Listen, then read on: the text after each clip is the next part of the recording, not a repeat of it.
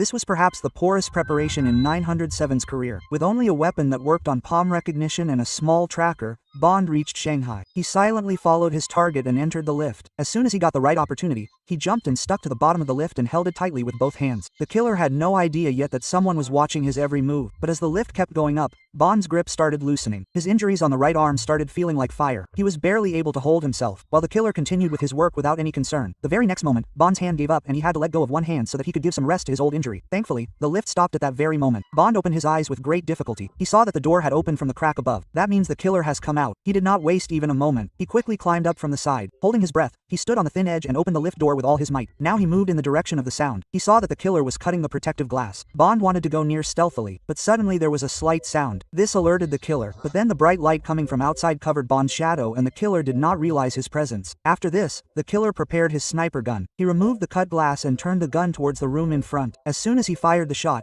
he became aware of Bond's presence. Then a fierce fight started between the two. Finally, Bond defeated him and he hung from the platform built at a height. But Bond had an injury in his right hand. Before he could ask anything, his hand slipped and the killer fell down. In the depths of death, Bond searched his bag in which he found a coin, a token of a casino in Macau. With this clue, Bond reached that casino. There he gave that coin to the reception and in return he got a full 1 million euros. Actually, that money was the reward for killing a killer, which is now of no use. As soon as Bond came out of there with that money, some bodyguards surrounded him from all sides. Now because the intentions were not right, Bond used the same bag as a weapon. Initially he was a little cautious but then a bodyguard jumped on him. He fell straight into the turtle tank. The hungry creatures below became active immediately. Bond warned, but the bodyguards ignored him and instead pushed him on the ground. One of them happily took out a weapon from his pocket and pointed a gun at him. He had no idea that this gun works with a fingerprint lock. Even the giant lizard owner of that casino did not know this. So when he died, no one could call him innocent. At the same time, another lizard attacked and Bond quickly climbed on its back and jumped towards the second floor. But there was a problem there too. He collided straight into the mouth of a gun, but Bond still managed to escape in the end. In style, this was a great scene from Skyfall 77.